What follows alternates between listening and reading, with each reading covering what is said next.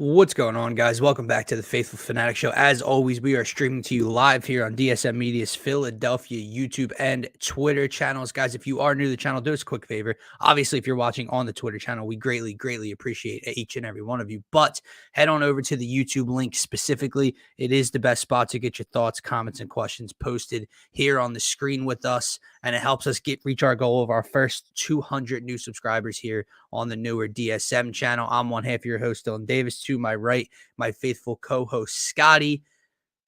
We're hitting the latest in Philly sports today, man.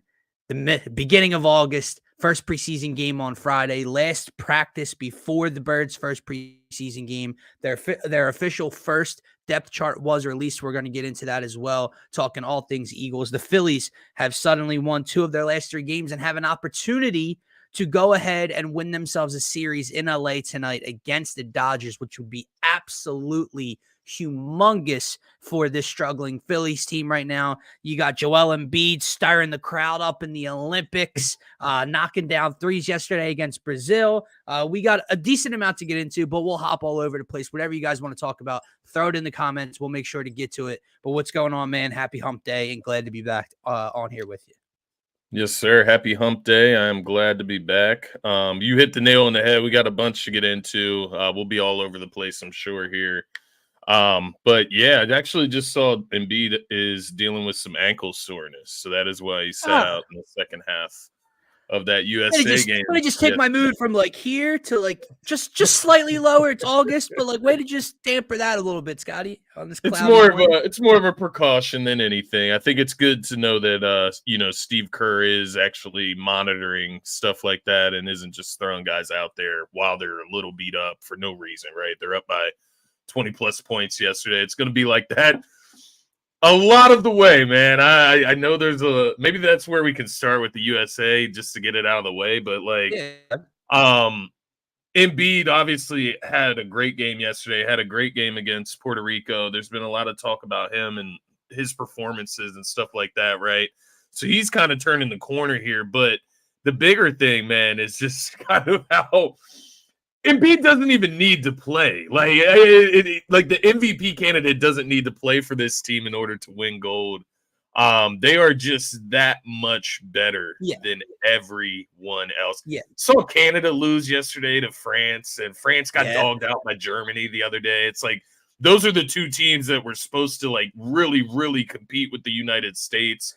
I really don't see it. I thought Canada might be one of the teams that could maybe get lucky and get hot in a game and like keep it close. Well, I mean, they had maybe the next most NBA talent across their roster, probably. Like actually one a real superstar, and then like some, maybe an all-star in Jamal Murray players, played horrible. Jamal Murray, by the way. But yeah, I don't know, man. They're just so much better. And it takes me to the point where we had people complaining about Embiid and all this haterade going towards Embiid. Yep. And it takes me back to the point of just like simply enjoying what you're watching. We get to watch America dominate, put foots on necks in the Olympics. And that's fun in itself for me as an American. Like, throw everything else out. Even if Embiid wasn't playing for the team, like I'm going to enjoy that part of things. Because I take pride in America having the best basketball team, man. Well, they should. They should each and every go around every 4 years. This really shouldn't be that big of a question mark. 2 things. One on the USA side and one on the Joel Embiid and Sixers side. I'll start with the USA side. I remember back in the exhibition days, just a week and a half, 2 weeks ago when people were worried about this team because they only beat South Sudan by a point and their country just got established like 3 decades ago. And what the hell is going on? Nobody knows. I mean, come on, man. There's not going to be a team that's going to come within 18 points on a lucky day of beating this United States team. Here's a few things that people forgot. I just don't get it. Like, this isn't 4 years ago or when whoever was the best player on the team when no one really wanted to go over there.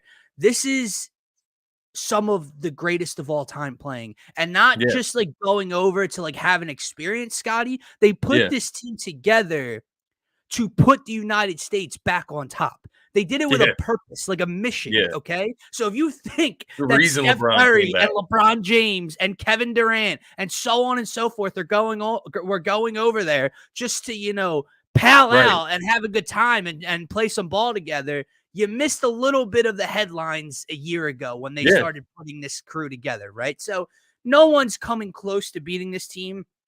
The exhibitions, I didn't pay all that much close attention to. I know people were really digging into detail with Steve Kerr's rotations and how this person looks against this.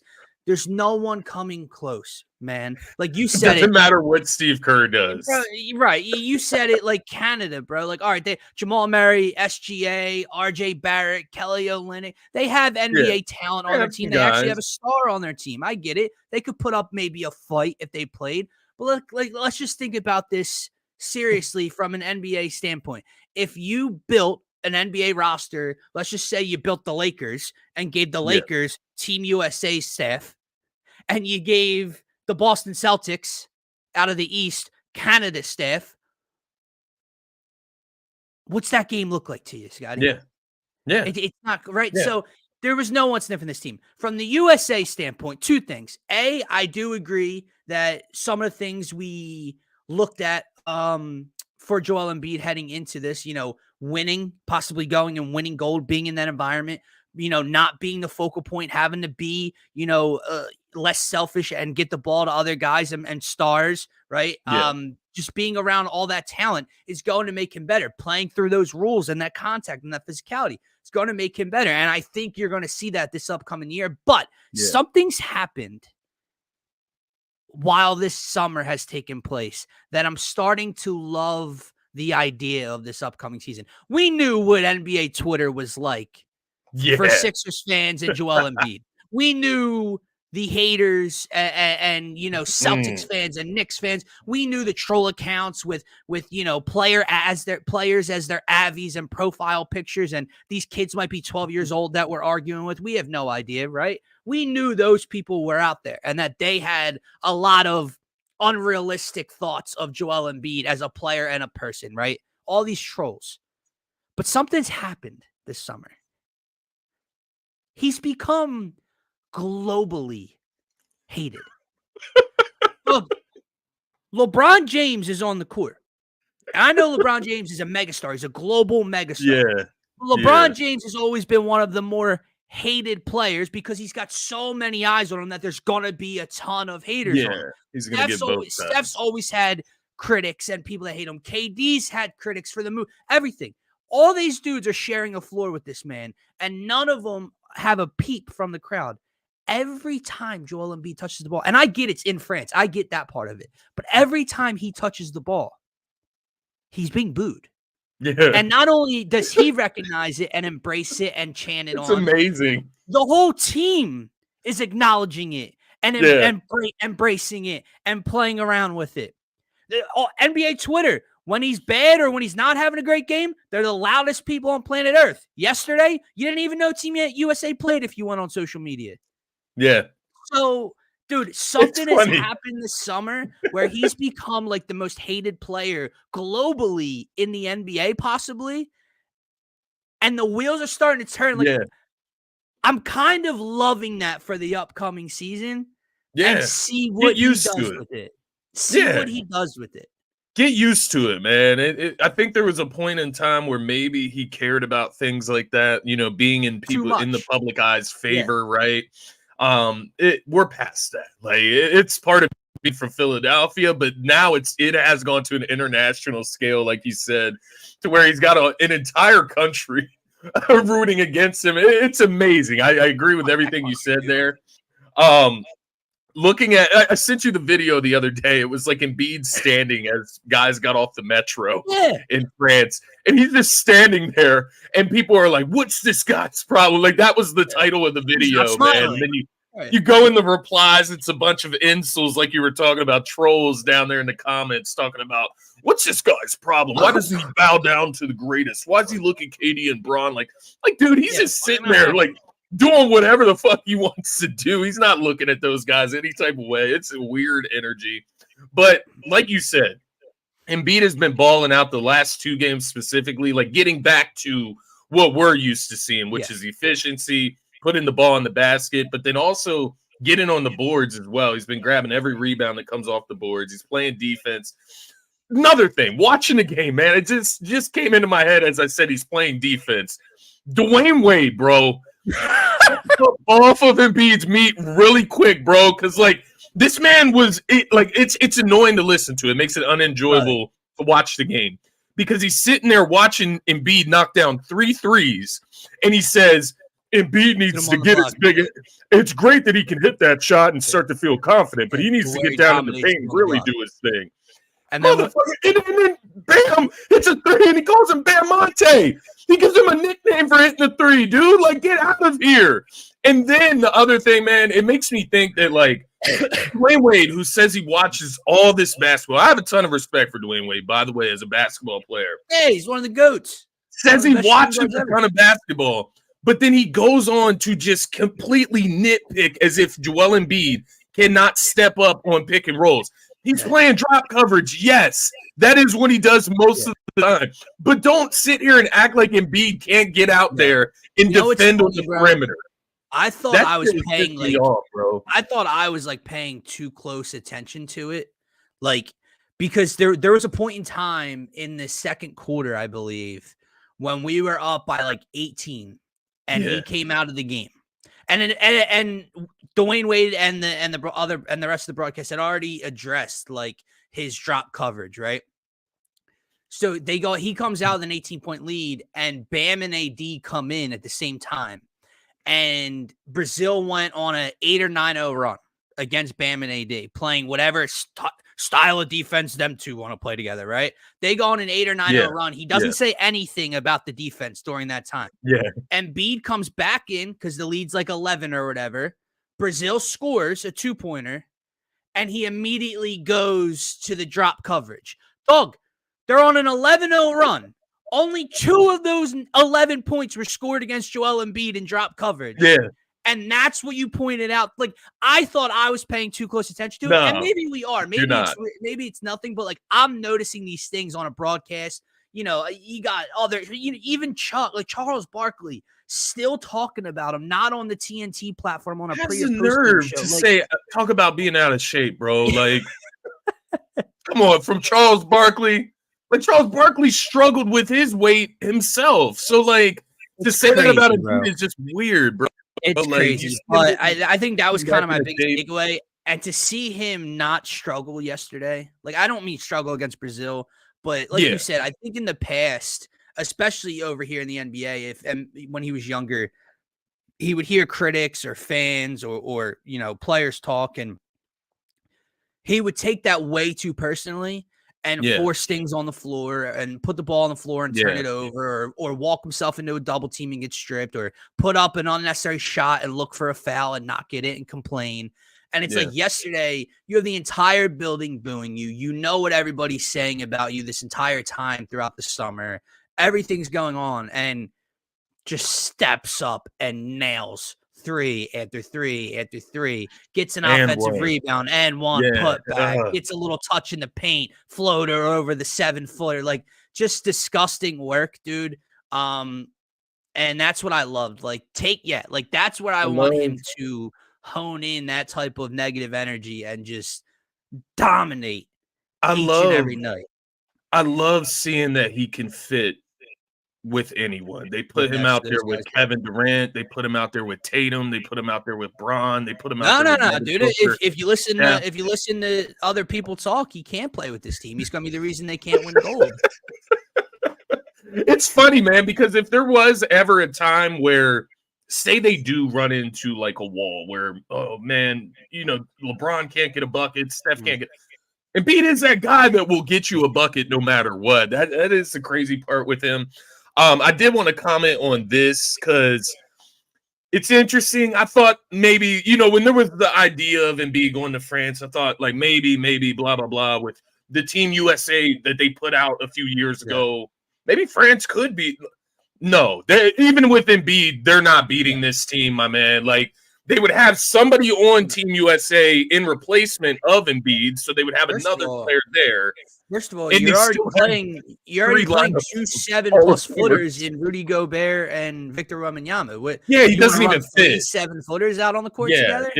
it's not like it's giving you like another player to put out there with No. Gobert and Wemby. So I just I don't see anybody competing with the Not to mention, United I'll States. continue to pound the drum for the fact that he's never really lived in France. Yeah. Like, I don't know what the fuck he they were owes so them upset nothing. for. He owes them nothing. They're upset. They thought about what if, whatever. Why?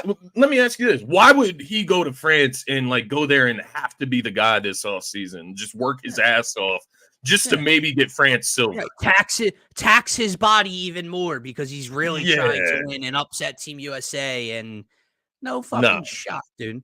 No, man. No they could put the rest of the world's teams together. You could put Giannis with Jokic and Luka, and then everyone else along with it from the other teams, and they would still lose to Team USA.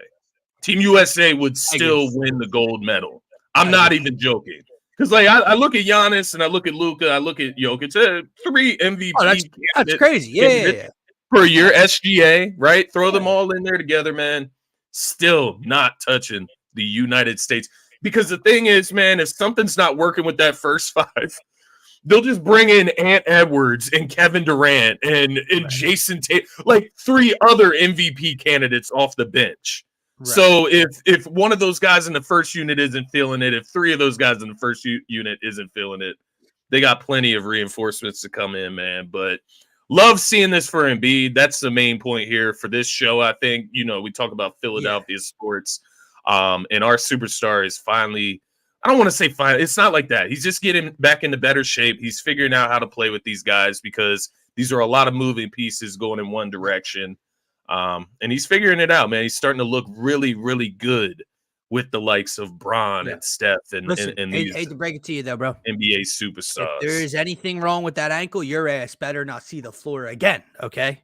Let me just throw that out there, plain as day for everybody. I think it'll be very I think his ankle's get out by 20, fine.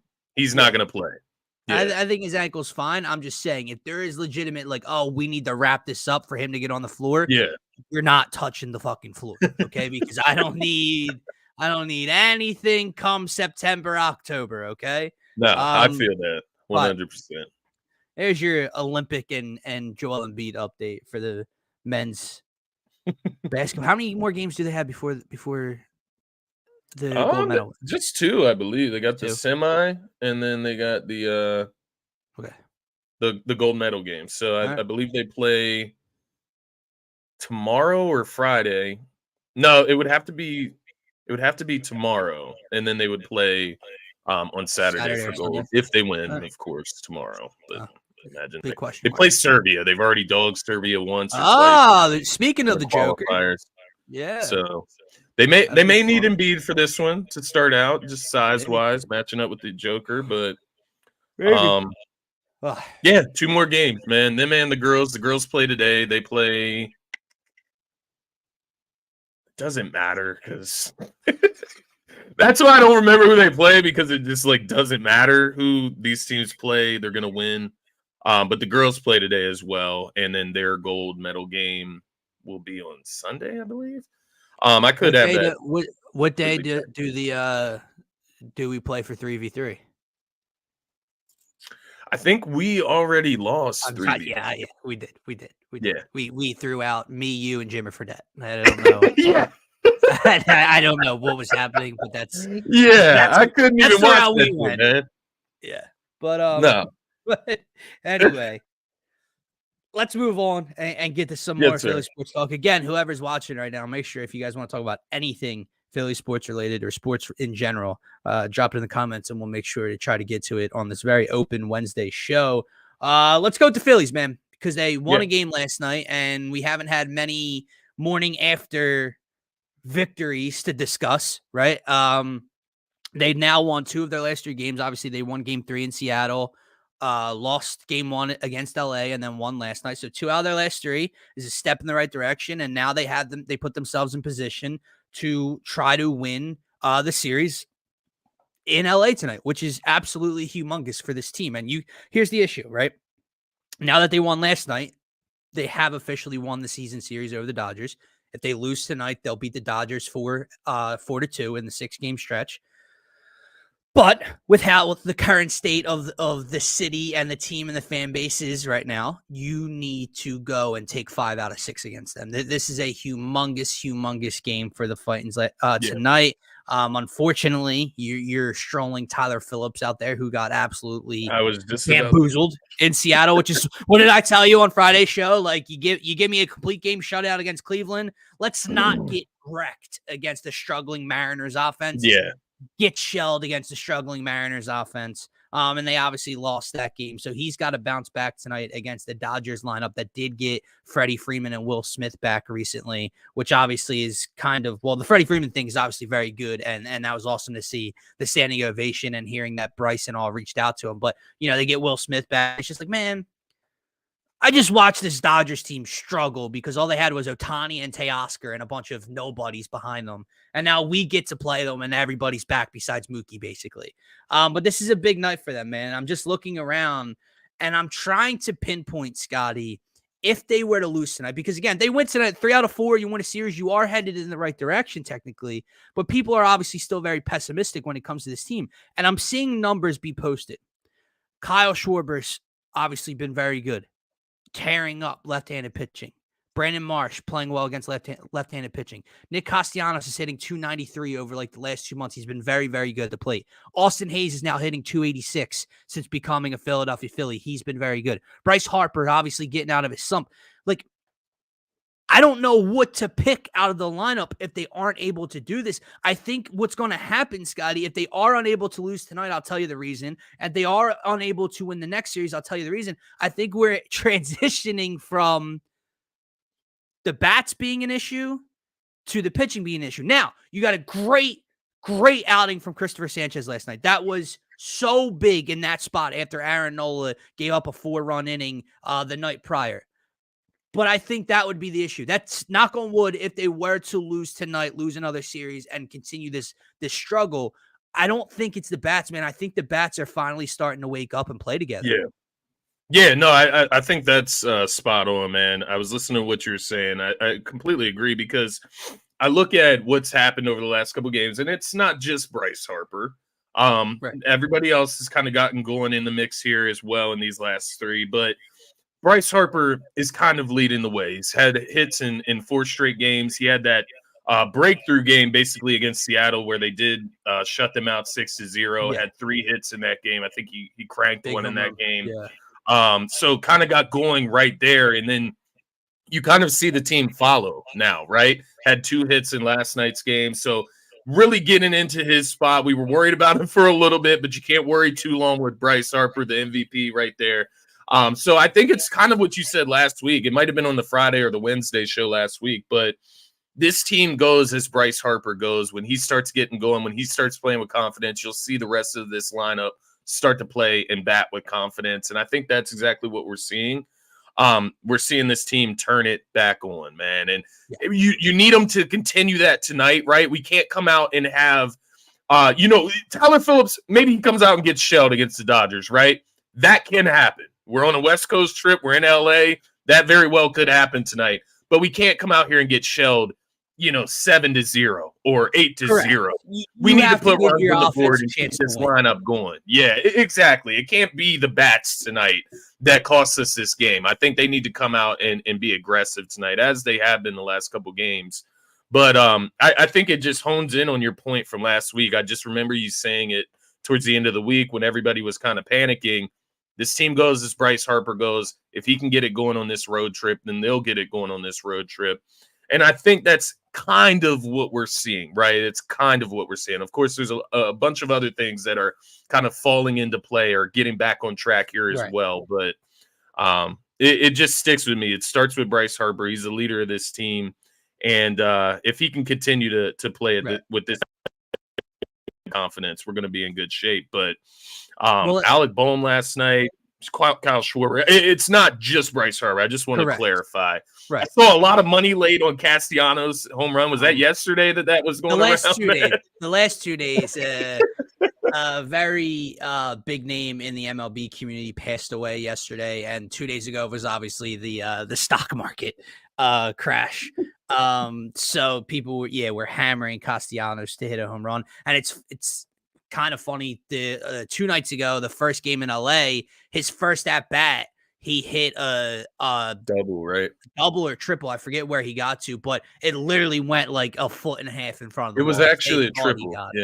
Yeah, they thought he got it. So it is crazy. But the reason I point to the offense kind of turning things around on this West Coast trip, man, now obviously the first game in Seattle was a nightmare, right? The Tyler Phillips game, they only scored 2 runs. Like that was atrocious. However, if you don't blow a 5-run lead on the arm of Jeff Hoffman on Saturday night, the Phillies would have won 3 or 4, won that series, and be in a position to win tonight. Now, I get that's a huge if and a huge but that wasn't the lineup's fault. Again, now you could argue, well, I don't know. You can't blow 5-run leads in the 6th inning and beyond in the major league. Okay, so that has nothing to do with the lineup. You scored 5 that game. You scored 6 the next game and won. Obviously, you lost the first one, scoring 3. You scored 6 last night and won. The Phillies are floating right around 5 and 6 runs on this West Coast trip, and they're playing better ball. The thing that's concerning me, again, not only with the pitching, is this is something I did bring up towards the deadline. Now, where everyone else was we didn't do enough with the bullpen. Well, buddy, you hate to break it to you, they went out and got the best closer on the open market. And then they went out and added a guy in Tanner Banks, who's actually been very good for them in his first couple outings. So they did help out the bullpen, okay? Oh, well, they didn't know that bad Austin Hayes isn't that guy. Well, Austin Hayes is hitting 286. Yeah. The one thing I did throw your way was not a high-end guy, not even a middle type of starter. Someone maybe a little less than what you got in a Michael Lorenzen last year, the year before with a Noah Syndergaard, someone to hold the fort down right now through these injuries. Yeah. I mean, Scotty, right now, Christopher Sanchez. A starter-esque, like a middleman starter type of guy. Yeah, I know what you mean. Christopher Sanchez is your 3rd guy right now. Now, obviously, he's been big, very big for them, but he's your 3rd guy. Ranger's still not back. Right now, we're on a pace right now where I'm almost asking and needing Taijuan Walker to be back. As crazy as that sounds. It's exactly what I was about to go to. Taijuan Walker is kind of that guy. He's the guy that could be that right now. Because everyone got so excited with the Tyler Phillips story, and he grew up a Phillies fan, and he threw a complete game shutout. Listen, he's had 1 bad outing. I'm not saying that makes or breaks the kid, and I'm not saying he can't come out tonight and give him 5 strong and put him in a position to win. Maybe he does. Am I positive about that? Confident about that? No, I'm not. And then what do you have the next game? A bullpen game following after that? That's where I get concerned, because it's like you're almost not giving yourself a chance to win. Yeah, I know what you mean. Yeah, because at the end of the day, we can sit here and be disgusted with some of Taijuan Walker's outings. He at least has experience in the MLB. He at least has this contract that he's earned somehow and got to this place. Right? And you just, at the end of the day, I get it. I'm just going to be a lot more comfortable going into a game tonight with Taijuan Walker start. And that sounds crazy. Right. But then Tyler Phillips, right? That's where we're at right now. That's what we're talking about. So I do agree, man. At the end of the day, if they could have gotten some middling type of starter that can just get you 3 to 4 innings, 3 to 5 innings, right, in a start. It is going to be rough. What is the timeline though? What's the timeline with Taijuan Walker? What's the timeline with Ranger? Walker, I don't know. He's already began his rehab assignment. Ranger is pretty close, but still has a few more steps to make, is the tweet I saw last night. So, Ranger, I mean, he's not going to make his next start. They're going to be obviously. Careful with him. Yeah, maybe 2 more starts for Ranger. Taijuan, maybe not this start, but next one. So a week from now for Walker, maybe. But like that's tonight, man. And that's the Yeah. issue, right? We're talking about, oh man, you're in a Yeah. position to win a series in LA and get things back on track. And we have to stroll Yeah. out Tyler Phillips. Everyone's so worried about the lineup and the bullpen. That's where your fucking concern should have been for a little while. And tomorrow, okay, let's say you lose tonight. Oh, well, we lost what? 8 straight series, 7 straight series, whatever it is. We have a 4-game set against a hot Diamondbacks team. Oh, Ryan Kirkering's opened the game for a bullpen game. And then people wonder why the bullpen's leaking and they're tired. Oh, because they got to put together a 9-inning shift together to open a series. Like, that's the part, like, again, I feel like I'm coming off as more frustrated with the fan base than I even am the team and Dombrowski, which shouldn't be correct. Like my what I'm saying right now should be focused towards the organization, but in reality, I'm kind of coming off like you guys are all bitching at the wrong thing. Because it's more or less like it's not that they truly. They're not going to like lose their season on not getting a guy like you're talking about, right? Like the season isn't going to be ended because of this. We're going to get Taijuan Walker back at some point. We'll definitely get Ranger back at some point and get them back in the lineup right there in the rotation. That's fine, but it's just the fact if we're going to bitch about something, let's make sure we're bitching about something in the right spot. And I do feel that pitcher that you would go out and get would not be throwing in the postseason. Exactly. Right? Yeah, exactly. So that can be the counter argument. Well, they just got to stay afloat right now. Okay, bud. Well, maybe it turns into a bullpen arm. That bat that you wanted isn't going to make the difference in the postseason if the big guys aren't cashing their checks. Yeah. So it goes back. It's the same thing. Right. So and I think man, the other side of that big bat thing, and it's something that I've come around to as well. You didn't lock yourself in with anybody here with this Austin Hayes move, bringing him in. So you go into this offseason. I know this is way farther ahead, but you leave the door open for a permanent bat that is a lot better, right? Maybe you don't have to pay anything draft and your farm system wise. You don't have to pay anything from there. You just pay out the money and go get another great bat this offseason. So they kind of didn't close their door on that, right? There's all this talk about the Juan Soto stuff. Don't know if that level is going to happen, but you leave the door open for something there, and that's fine with me at the end of the day. But to your point, I think, as we've said over and over on this show, it's going to go Bryce Harper, the Trey Turners, the Kyle Schwarbers. It's going to start with those guys, the Alec Boehms. They have to lead this team. The interesting thing tonight, what do you think about this matchup with Gavin Stone? Like from the other side of things with the Dodgers, they have Gavin Stone starting on the mound. We were able to get a W against him in the last outing. I was just pulling up the numbers against Gavin Stone in the last matchup back in July. Yeah, so Gavin Stone in July, he pitched 4.2 innings, allowed 9 hits, 4 earned runs. He had 3 strikeouts. Kyle Schwarber cranked a home run. Trey Turner was 2 for 4 with a run and an RBI. Boehm 1 for 4. Bryce Harper actually didn't play in this game. So so this that was without Bryce. Yeah, it was during that time. It was on July 10th, so only a few weeks ago. You know what that was? That's right after Bryce came back, but then hurt himself fielding a ball on his wrist, so he sat out the next night against them. Yeah, that's what that is. No, Gavin Stone's, I mean, obviously they had great success against them the first time around in Philly. He seems solid though from his overall numbers. Yeah, no, he is. What am I looking at? Because I think he's 9-4 in the season. Okay. So I'm just trying to look at his last couple outings, man. I mean, he just has not been good since July really ended, or I'm sorry, since July began. He has lost 4 of his last 5 starts. Against the Diamondbacks, he went 3 innings, 7 hits, 4 earned. Against the Phillies, 4 2/3, 9 hits, 4 earned. They won against Boston when he went 5 innings, 1 earned. They lost against Houston. He pitched 6, 9 hits, 4 earned. They lost against the A's when he pitched 4 innings, 8 hits, 5 earned. So Gavin Stone has not been good since June ended. So the bat's got to come through tonight and help Tyler Phillips out, man. Get some runs on the board early. give him some confidence, a little bit of a lead to work with, Right. and we may be, in a pretty good spot today.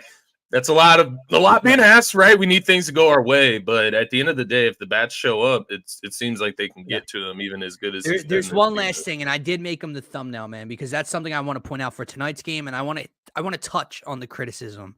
I was curious about this, why Big Rob was on the thumbnail there, but I'm curious to hear this. So tonight, what I need from Rob tonight is to put out your A lineup.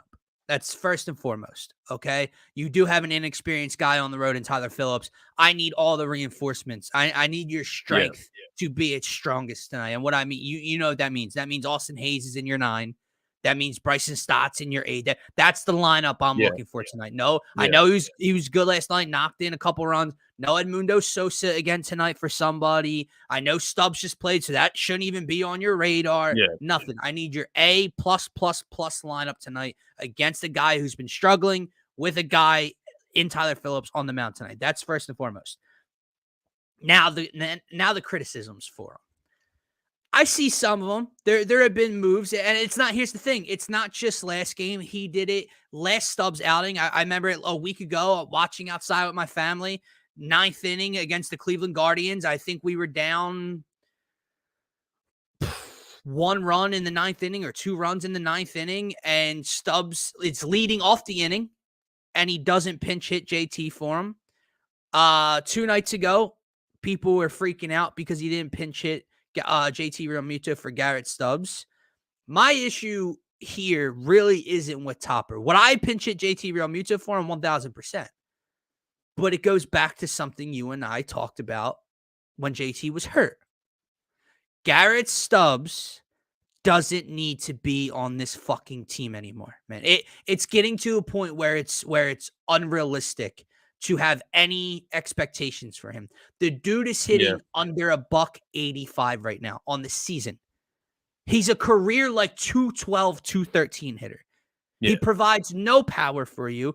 And every time I turn a game on and he's got runners on the base paths, they're not scared to run on Garrett Stubbs. They're just not. And you can't afford that with a guy like I know he's not going tonight, but you just can't afford that when you're struggling. So my beef isn't really with Rob Thompson. My beef is with the organization, with Dave Dombrowski, with whatever. I don't give a fuck about the vibes because how are the vibes going when you lose 8 straight series? Okay, I don't care about that. You need, and I get it. Oh, what's he going to play every 6 to 8? Well, guess what, bud? You're noticing it, right? And if you're noticing it, he is playing. Right. If you're noticing it, then it needs to change. Rafael Marchand is a professional baseball player. Garrett Stubbs is not. That should change. The other thing with the decision the other night, look, again, I would have done it personally. Like, yes, I think it's stupid to keep Stubbs in there and when you have JT on the bench. Guys, it was a 2-run game with 2 outs in the top of the 9th.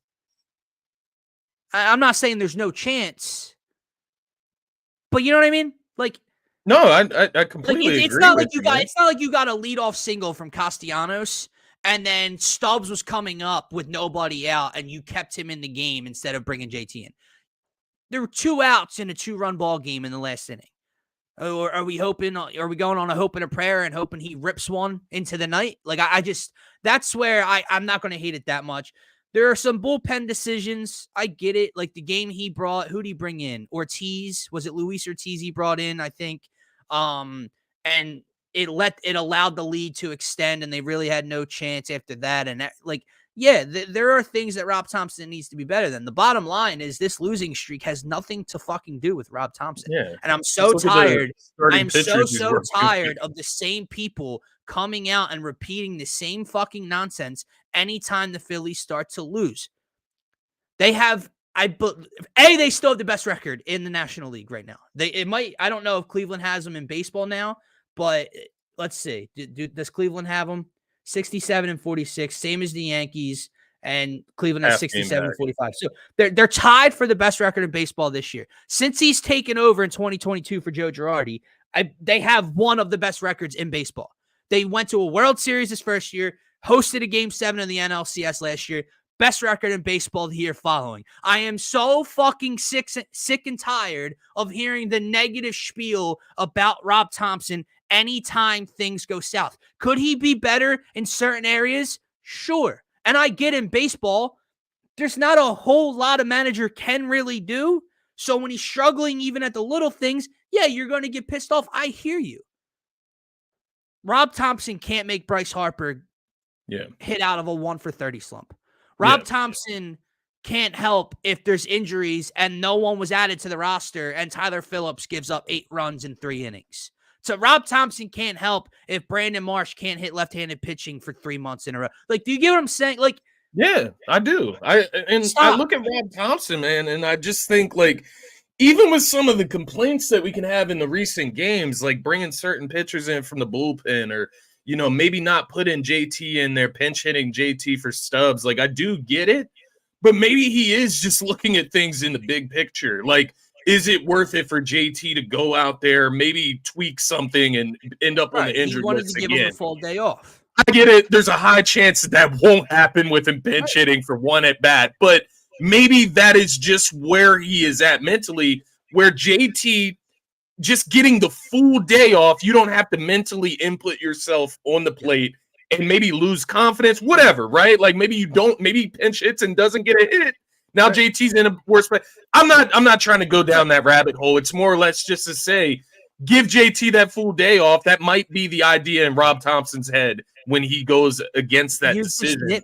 People are just nitpicking. It's nitpicking. It's nitpicking when you have they're a half game back for the best record in baseball. If they win tonight, they'll have the best record in baseball.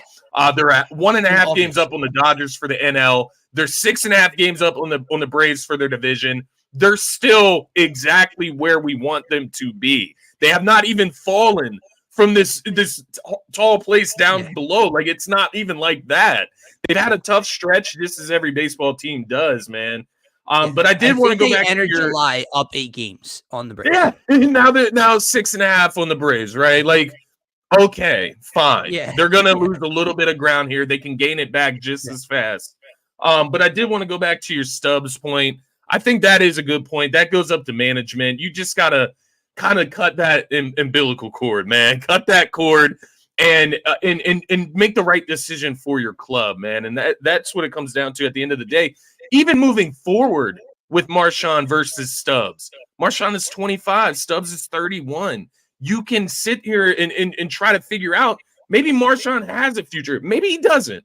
But he has more of a future than Garrett Stubbs on this team and with this club. And I mean, I guess to that point, to play devil's advocate, if that guy is your future, which they definitely look at him more so that than Stubbs, get him the at bats. Rather him getting every day at bats, every day playing. Like, I get it, but I'm also trying to win a World Series. And again, come October, Rafael Marchand isn't going to play as long as everything's going good, right? Like, as long as JT Realmuto is healthy, Stubbs or Marchand isn't going to play. But right now, when things are the way they are, I need to get through the next 2 months. And my best option every 5 or 6 days to get through those 2 months is with that guy, not Garrett Stubbs. But again, that's the nitpicking part. The thing I think you can judge a manager more clearly on or easier on is how he manages his bullpen and his starting pitching and when to get them out and when to do certain things. And I go back to that game in Seattle, man. Like, there was a game. I'm forgetting who it was against. Maybe it was against the Twins. I think it was. I don't know. He threw Luis Ortiz, I believe it was. Maybe I could be drawing a blank on who it actually was. He threw somebody.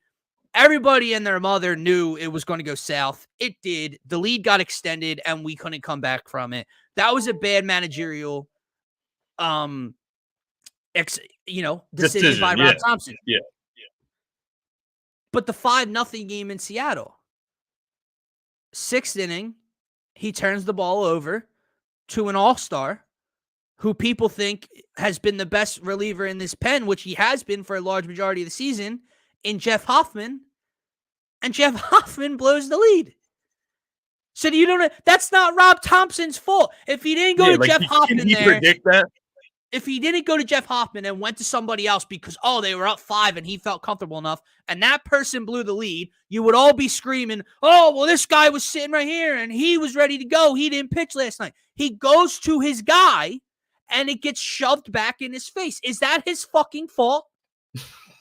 When Zach Wheeler gives up 3 home runs in 3 innings to the New York Yankees, is that Rob Thompson's fault? Like, just stop, man. He's not a good manager. He's a great manager. They are maybe the most winning team in baseball since he's gotten the job over 2 years ago. And they are basically tied for the best record in baseball today on what? August 7th? So please, just please miss me with all your misplaced frustration and anger, man, because it really is tiring. Get this W tonight and shut everybody the hell up. Yeah. And it won't. All you'll hear is, "Oh well, it's one series. I need to see more." And you're right. You're not wrong for no duh. Like they can't win tonight and then lose 3 or 4 to the Diamondbacks. That's all for naught. Then. Right. But my point is, at the same time, you can't watch them win tonight and then just go, it doesn't matter. No, it matters. They still have to follow through, continue to follow through. But that matters. Like you can't focus on all the losing and the negativity and then tell me, oh, beating the Dodgers 5 out of 6 times and winning a series on the road against them doesn't matter. Okay, bud. Out of the 3 series out west on this road trip, the Dodgers series is the most important. Like at the end of the day, that's your direct competition at the top of the NL. That's your barometer. Series, it is the most important series of the 3. But to your point, you do need to go out there. If you do win this series, you need to go out there and take the series against the Diamondbacks as well. And then all of a sudden, it's a successful West Coast trip. That's all it takes, right? It sounds easier than what it is, obviously, but come out tonight. You got a Gavin Stone, guy on the mound that has been struggling lately. You got the bats that have turned it up a little bit lately. Tyler Phillips, just give us something, average. You know what I mean? Just don't get shelled. Give us something average tonight, an average performance, and maybe we can squeak out of here with a series win against the Dodgers. But put it this way, man. Think it speaks to them stepping up to the plate. Like if they can win tonight, kind of shows you where their head is at when it comes to their toughest competition in the league. Yeah. Look, and I don't want to get ahead of ourselves because we've watched the Braves kick our ass each and every regular season the last 2 years, and then we turn around and beat them in the postseason. So I'm not going to sit here and say, "Oh, you see what they did against the Dodgers? That only makes for a great matchup for us in the postseason," because things can change on the drop of a hat for playoff baseball. I get it, but you can't sit here and tell me that that's not a major positive for you looking ahead and going, okay, they can really handle and compete with this team who, a lot of people put as the best team in baseball and their direct competition, like you said, in the National League. But Scotty, you go out and win this series tonight, you win this game, and you put yourself in a spot where you only have to split with the Diamondbacks to come back 5-5 on this road trip. You put yourself in a spot where if you can win the series 3 out of 4, you come back with a 6-4 trip. Realistically, again, I know I can't keep saying the what if. Realistically, besides the Jeff Hoffman implosion, you'd be 7-3 if it played out that way. So tonight, I know I said it on Friday's show. It was our last show, and they did not follow through with this very pitcher on the mound. I said that opening game on the West Coast trip is going to be huge for them. Did not work out.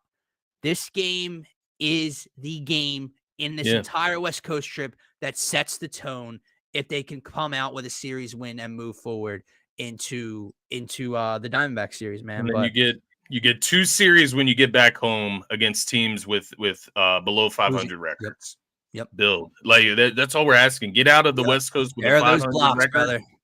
Boom. That's all we're asking here. So yeah, it's a big game tonight. I'm looking forward to it actually, and see what time what is she on West Coast time, D-Rab? It's a late one, 10:10. That's good for me, though. That's good for me. So I'll be able to. Night owl, aren't you? You're a night owl. Yeah, I'm a night owl, man. I stay up till about 12 or 1 each night. Yeah. So I'll be up to watch that one. I kind of do too, but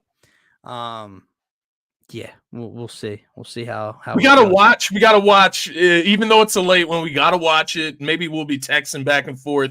We got to get through it, be there to support the Fightins there on the West Coast trip, really come away with a big win tonight. So I was hoping, I was kind of thinking they were going to play a little earlier because it is the 3rd game and there is a lot of day baseball today. So even though it's on the West Coast, I was thinking, oh, well, maybe they'll still play at like 4 or 7 or something like that. But negative 10-10 to watch Tyler Phillips. And that's kind of the struggle with it all. I mean, then again, if he implodes early, it's still very early into the night. But we'll figure it out very early in the game at least. Yeah, you learn a lot about yourself as a man. Staying up till 12:30 in the AM to see if your team pulls out a win when you're sitting up pretzel style in bed under the covers, banging on the bed when it's tied in the 9th inning, figuring out if they can come away with a W. But yeah, man, we'll see what happens, and we'll be obviously discussing it on Friday morning show. Yes, Last but not least on the docket today, man, Eagles football right around the corner. This Friday marks, what's that, 4 weeks until we kick off the season in Brazil? Is that 4 Fridays from this one? Let me see. What is the exact date? Yeah, I think you may be right. Like I think you may be right. Just because the first game is on a Friday, my man. It's like the 9th, I believe, or whatever. It's the 6th of September. Yes, it is. Yes, it is. So from this one, yeah, roughly 4 weeks. 4 weeks from this Friday, and we are 2 days away from our first preseason game in Baltimore, taking on the Ravens. I almost said Lamar Jackson and the Ravens, but probably not going to see Mr. Lamar Jackson. We might get some, according to Fangio, we might get some first team sets from the Eagles. That was interesting, man. Vic Fangio came out and basically stated that he believes players should play in the preseason just to get ready. And then I saw, before we went live here this morning, from one of the beat reporters, I know Sirianni was meeting with the media before practice today. Sirianni is obviously holding his cards very close to his vest, which is one of the cornier things he does for me, out of all of them. But he has not said if starters will play in the preseason or not. And the reason I say it's corny, listen, man, like, you don't want to give anyone an advantage and open up your playbook in weeks 1 or 2 of the preseason.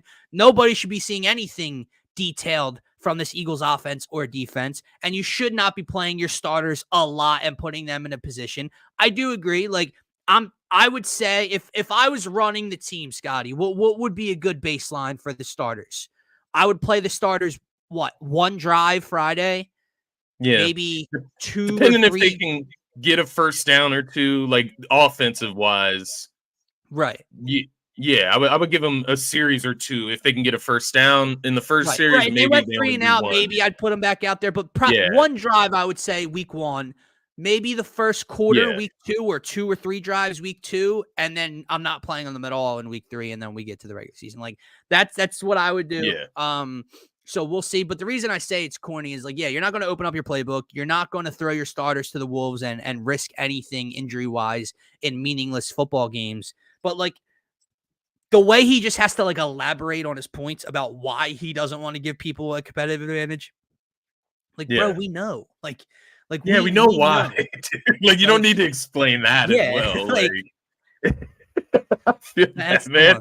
And the other thing, man, that I would say about, like, not, like, showing your playbook should be well more advanced this year, well more expansive than it was in previous years, where absolutely, if you do a play, man, you should have quite a few other plays. That's also a great point, man. You have a whole new offense, a whole new voice, a whole new system. You got to kind of get some reps. Some live reps, like live game reps, not just something you're running through and walking through in t-shirts and shorts, right? So I do think you're going to see them. You've seen them in years past, and even this year, coming off the collapse.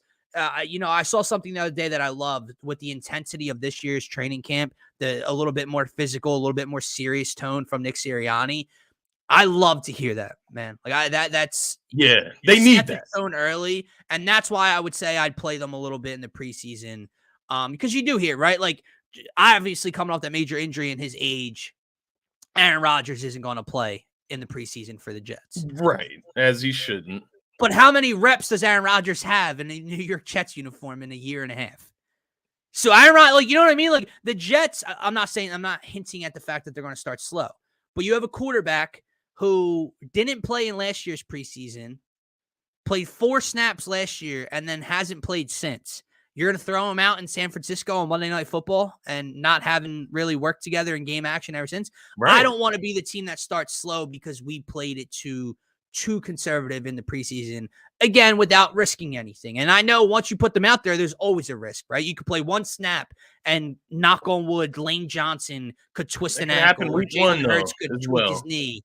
Right, exactly. So you can't be too conservative and nervous from that standpoint, man. But I do agree, though. I think it'd be well worth it for the Eagles to go ahead and get their starters out there, especially defensive wise, man. Like try some mix and match things with the corners and see who yeah, works in the secondary, because obviously there's a lot of moving but pieces in that secondary, man. that's a great point though by you, man, for the defense, because not only like do you want to get, figure out different things, but for us as fans, okay, yeah, the offense, maybe we don't see them, or maybe we only see a drive.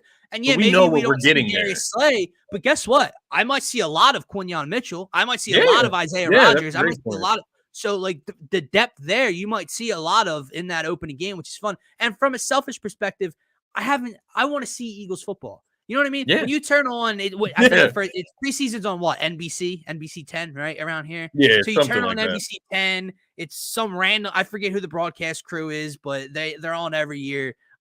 Is it Ross? Is it Ross Tucker? I believe calls Ross Tucker. Yeah, I actually like him though.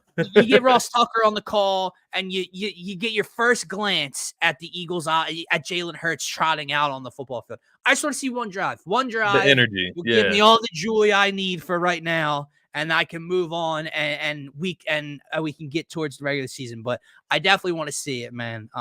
It's just. There's nothing better. Like nothing's better than football season, and the build up for football season just makes you itch for it more. With that said, heading into this first preseason game, the Eagles did release their first official depth chart for the preseason. So what you're looking at here, obviously we know the locks, right? You have AJ and Smitty in your line. Right now, they do have Tyler Steen listed as the starting right guard, with Mekhi Becton right behind him. They have Paris Campbell listed as their first, basically the third receiver, their slot receiver. And what I thought was interesting, Scotty, I'm still looking here. Is he injured? Is that why I'm missing him? Who? John Ross? No, John Ross is right behind wide receiver 2. There he is. Okay, now I got it. I was looking at Britton Covey and Johnny Wilson. So Paris Campbell's at your slot. Johnny Wilson, man's been getting a lot of first team reps in camp as well, which I think is kind of exciting. Yeah. He's such a big body, athletic red zone type of target that I'm looking forward to. Yeah. What do you make of this? Tell me. I want to hear from you. What stands out, not player wise, but when you look at the defense, is there something that jumps off the page at you like it does at me, or no? I'm curious what you're looking at there, but I think the biggest thing that jumps off the page for me, man, is Avonte Maddox starting at that nickel corner. Okay. I think that is the biggest thing for me. Like he just still kind of receiving like that honorary merit of getting that nod as the starter in the nickel position. Because obviously there's been a lot of talk about Quinyon Mitchell getting that role, playing a lot of first team reps as the nickel or slot corner. But he lines up right behind Darius Slay, first guy behind him. The five defensive linemen, I think that's interesting as well. The 3 defensive tackles, right? And Vic Fangio talked about this as well, man, because there's a lot of talk about how we identify Josh Sweat, Bryce Huff, the Nolan Smiths. And he basically said, man, like, no, they're edge rushers. Like, they're linebacker edge rushers. Yeah. And then we have our defensive tackles. Right. And we have our foot in the ground. 7. We want 6 or 7 of those defensive tackles specifically on the roster this year. So I think it does speak to how he's going to kind of run this defense, man, with those 3 guys right there in the middle. That being said, man, I'm not mad at it because Milton Williams is that guy that is like right there. Like I love Jalen Carter. I love Jordan Davis, but Milton Williams is that guy right there where I do believe he needs to see the field a lot. He needs to see the field however way you can get him on the field, even if that is maybe putting him outside sometimes. So I love to see Milton Williams with that first unit. You know what, man? It does beg the question, though. What about the rest of the defense, though? That's what I was asking you. That's what jumped off the page at me. And not only the 5 defensive linemen, basically, your 3D tackles like in between, right? Like he's not Yeah. going like, you know what I mean? Like he's not going, oh, it's not Jordan Davis, Jalen Carter, Josh Sweat, and then Nolan Smith is one of the edges across Bryce Huff. He's going to Yeah. 3D Ts. But you know what it's giving me though, Scotty? It's giving me big. It's Yeah. giving me physical. It's Yeah. giving me imposing at the defensive Yeah. line, at the front. It's Devin White following behind them. It's giving me just a large, strong, big group of physical dudes up front. And I'm interested to see what Vic Fangio decides to do with it. Now, obviously, when you are running 5 defensive tackles or 5 linemen, 2 linebackers, that leaves you what? Room for 4 players on the back end. Yeah. 2 safeties, 2 corners. So that's very traditional. There's going to be a lot of times where there's nickel, where there's an extra safety, where there's an extra corner, whatever the case may be, where there's not, where you're not able to have 5 defensive linemen out there. So this is probably just something he's playing around with. But it is interesting that this was the first depth chart they gave you. Because again, it's all we can examine right now is this depth chart. And when I'm looking at it, that kind of stood out to me a little bit. So, all right, Vic, I like it. Hunter says he needs to see more confidence in Milton Williams. I feel you because I think he had maybe a little bit of a down year from the year before. He had 4 sacks the year before, only a half sack last year. But you brought in Jalen Carter. That took a lot of his snaps, I'm sure, with Fletcher Cox still in the mix here. This year, it's going to be a 3-man rotation. Well, they might include some of those guys behind them as well, just to keep fresh bodies. But these are going to be your main 3 guys, and I do expect Milton Williams to put up some productive numbers there. Like, I might be overvaluing him a little bit. I'm looking at like Fletcher Cox a little bit older last year. Put in a younger Milton Williams, a little bit more energy, a little bit more from each down to down snap. Maybe it looks better, man. Like I'm not going to go out here and say he's better than Fletcher Cox. I'm just saying where Fletch was at in his career. 1000%. Maybe he does bring a few more impact plays to this defense versus a Fletcher Cox. I do think he has a big year, and Vic Fangio loves him. That's the big thing for me. He was wanted to trade for him the last year or two. Yeah, with the Dolphins. He wanted the Dolphins to trade for him, and how he wasn't having it, man. I think there's something to be unlocked there. You could say that across the board for this defensive line, though. And I think looking at it from this standpoint, kind of like what you said, just how big they're presenting themselves up front, makes me really, really excited for what they can do. I think, you know what? Listen, I'm nervous, don't get me wrong, but I am excited to your point about this defensive front because in the past, this has been such a focal point of this Eagles defense. It's been built that way for years, if not the last 2 decades, right? And we've just had consistency there, and we've added to that consistency year after year with Jordan Davis and Jalen Carter.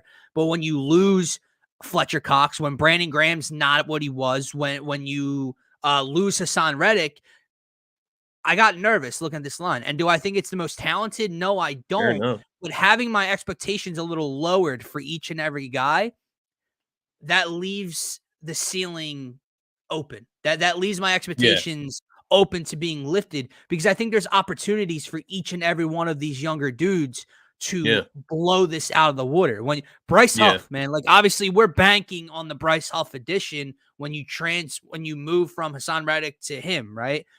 Josh Sweat, like needing Josh Sweat to step up and be that guy. You're talking the same thing with Milton Williams. Jalen Carter coming off a rookie campaign where is he a superstar? Right. Like, is he that guy? Can he be that? Like second year. Nolan Smith off the edge, hearing great things from him in camp after being a first-round pick last year at the end of the first round. What is he coming off the edge? If Nolan Smith gives you anything, this line's going to be really, really scary, man. I agree, man. Like, my expectations are slightly lowered just because there's more unknown than I've had in years past with these players. But that leaves the door open for them to be elevated. And I think that's the exciting part for me. And I think, I've looked at this depth chart, not this depth chart, but I've looked at the roster since we've gotten into training camp. And, I've been skeptical on the edge rushers. Like, should we go out and try to get another edge rusher to add in just for depth purposes? But I even look at, guys like Jalen Carter, Milton Williams, who if you get creative with this defensive line. These guys are guys that can play from the outside as well. Like hand in the dirt. Don't get me wrong. They're not standing up, but hand in the dirt on the outside. They can pass rush from the outside as well, in my opinion. They have the skill set to do so. So I'm not even as concerned about the edge rushing. When you have Brandon Graham, you have Nolan Smith, but then also guys in the middle that you can rotate there as well. It doesn't worry me as much. Devin White, I saw Hunter's comment there a little bit earlier. Yeah. I agree with that as well. I think I'm growing a lot more confident in specifically him as a leader. I just saw the clip while we were on here. It's going around Twitter, but it's about him talking about he could have got a better deal elsewhere, but he took a lesser deal to sign with the Eagles. To I think he was on the pivot. Bowl, I think he was on the pivot. Have the pieces around him to make himself look better as well, right, and earn that next contract. So I'm excited for what he can do if he can kind of bounce back, right, closer to what he was towards the beginning of his career. So man. I am excited for him. He's such a key piece to this defense's expectations too, because like I know people are wary of what kind of linebacker he can be, right? Like, can you use him a lot in coverage? What can you do with him? He's had, he's had 4.5, 5 sack seasons. He forces fumbles. He's gotten a couple picks under his belt, but at this point of his career, he's a little bit older, yada, yada. The thing for Devin White is if he can just be the guy, if he can be LB1, not a Pro Bowl LB1, if he can just be a solid linebacker for this team, it's just a plus because we haven't even had one, Scotty. We haven't had one solid linebacker over. We've tried to just throw shit all at the wall with multiple different guys, and we brought in Miles Jack, then retired. We brought in Zach Cunningham, didn't work. We brought in Nicholas Morrow, didn't work. We brought in all these guys, and none of them stick. We know Kobe Dean can't stay healthy. Right. If he can just be solid, if he is just a good linebacker this year, that is better than anything we've had in the past 3 to 4 or 5 seasons. Yeah. I completely agree. I'm actually semi-excited for Devin White. I'm tempering expectations, but I am fairly excited just to see if he can make impact plays on this defense. Well, I think, you know what he does, Scotty? I think just his personality, just looking at the dude. Yeah. He gives that what we're looking for. He gives that physical presence that you're looking for over the middle of the field. And that's a difference-making characteristic to have for this team that lacks it, quite frankly. Yeah. I've heard some better things, I guess, about Nakobe Dean lately, especially in the run game specifically. Yeah, but the struggles continue in the passing game. That's where we're hurting. But the other side of that, man, and I know we don't want to get into these situations where teams are looking at our the players we have on the field, right? And they're like, oh, this is them in run defense, right? Like, we don't want it to look like that where Nakobe Dean's on the field. That means they're set in more of a run defensive formation. But you do have the ability to do that when you have the mixed skill set that you have at the safety position, where guys like CGJ, guys like Cooper DeJean can come up in the box. Reed Blankenship can come up in the box. I think you do have a little bit of leeway there. But it is one of those things where you don't want to get into being so obvious with your formations and with your the guys that you put out there, and they just automatically know what you're doing from a defensive standpoint. But I do think we have a little bit of grace there. Jeremiah Trotter Jr. getting some first team reps. Zach Bond's been getting some first team reps. So seems like they're going to go with whoever is able to show they can produce the most in that position alongside Devin White. Hope Nakobe Dean can figure it out, but I can't have a liability in there in the pass defense, man. Speaking of, what's up? What's up? What are you laughing about? What's going on? I'm sorry. First of all, happy birthday to QB1. It's Jalen Hurts' birthday. Shout out Jalen. But Brandon Lee Gouton 5 minutes ago, I just got on Twitter. Jalen Hurts, the Dallas Goddard for a TD over the middle. Great sign. Look like Nakobe Dean trailing in coverage once again. And then you start to picture a guy the size of Nakobe Dean trying to defend a guy the size of Right, Dallas Goedert. right, which is where I No said, I know fucking he's chance. young, I know he's injured, I know he's not getting the reps right now. I think Cooper DeJean is a very flexible type of Yeah, player for this team because, yes, he's a safety, he's a nickel, you can do different things with him. If yeah, you're talking passing downs, if you're talking 3rd and 7s or whatever, and you don't want to get yeah, Nakobe Dean or Devin White in coverage against a tight end or a running back, throw in Cooper DeJean and bring him down in the box or whatever he's got to do, man. yeah. But Jalen Hurts found Grant Calcaterra for a 25-yard gain. He is the TE2 right now, says Jeff Kerr, and by a wide margin. He's been playing pretty well from the looks of it, from the reports from training camp and in the open practice.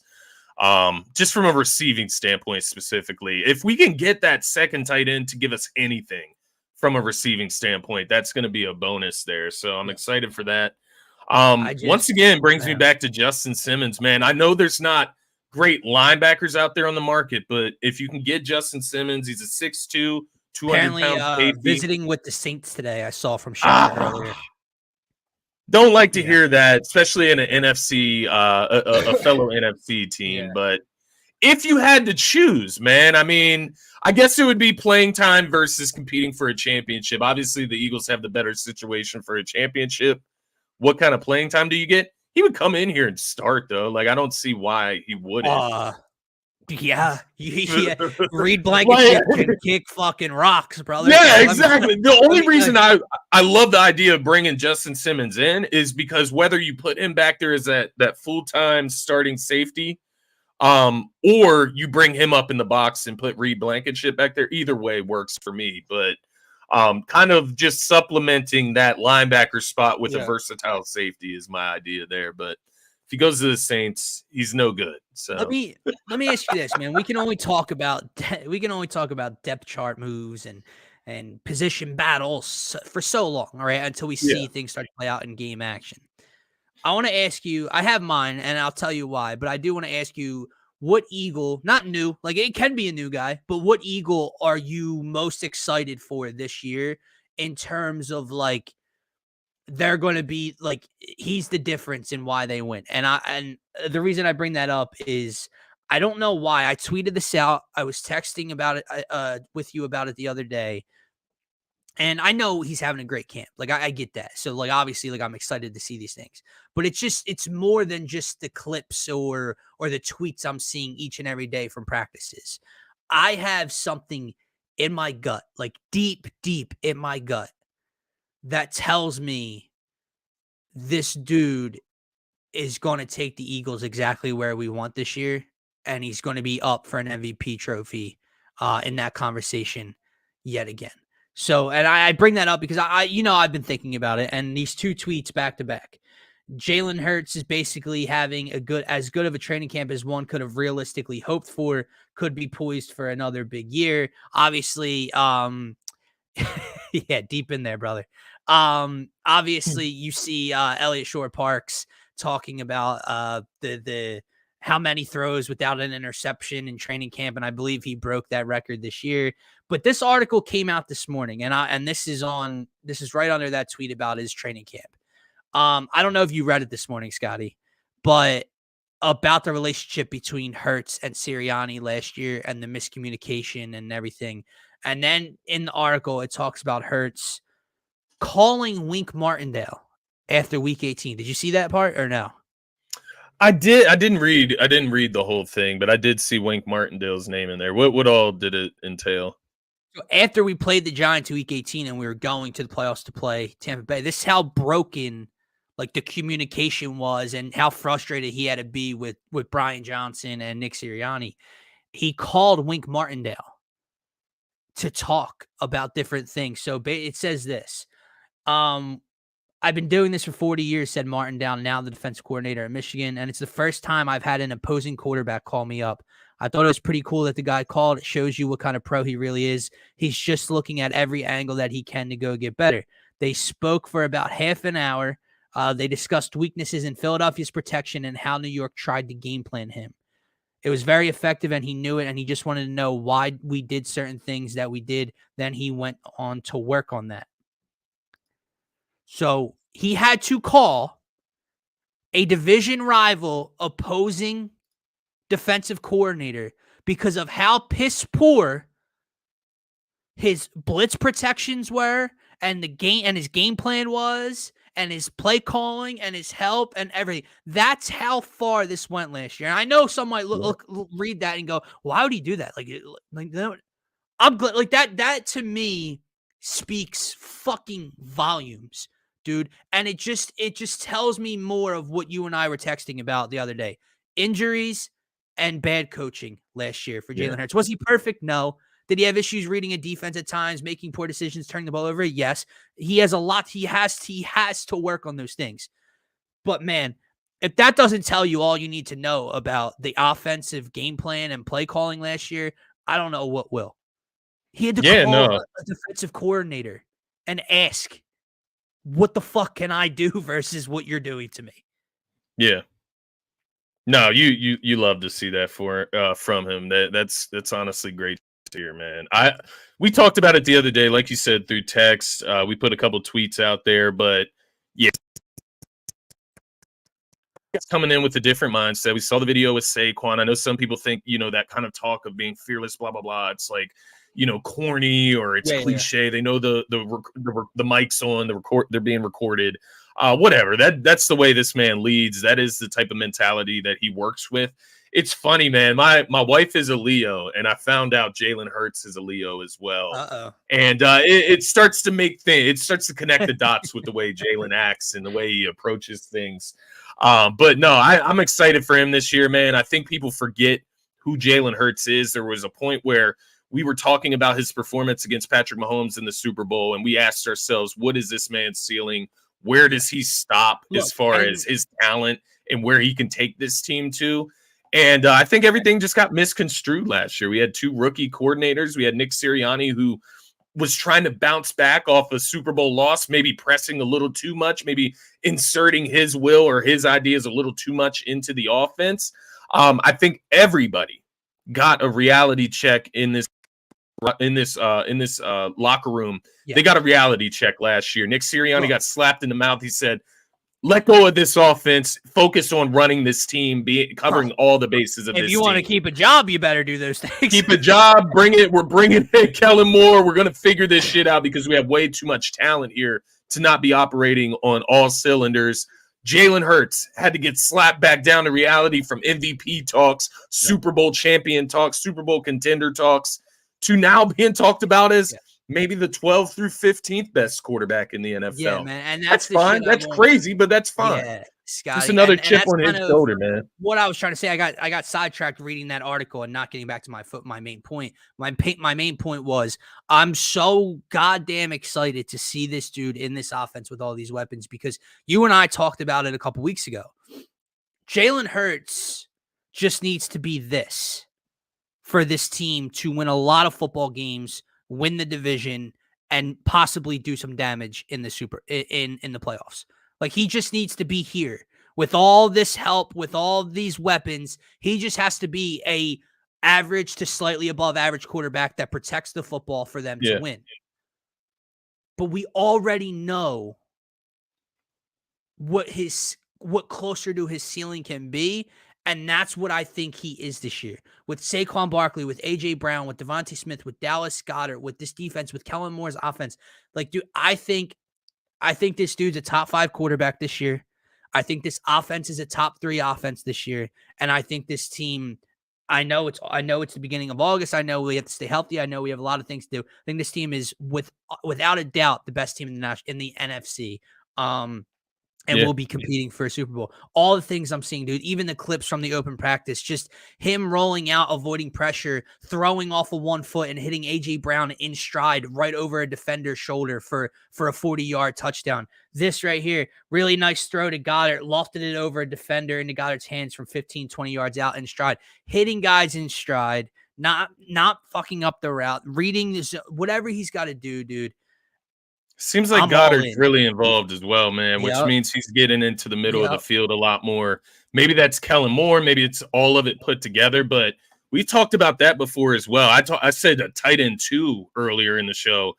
tight end 1, if we can get him involved consistently game to game, where he's getting close to 10 touchdowns in a season receiving wise, we're going to be really rolling as an offensive unit. Because if you have to account for Dallas Goedert as a top 3, top 5, top 10, whatever tight end in this offensive unit, that's a lot to account for. Saquon, AJ, Devontae, and Goddard alone is ridiculous amounts of talents to be held accountable against. And then you go in Jalen Hurts and his legs, man.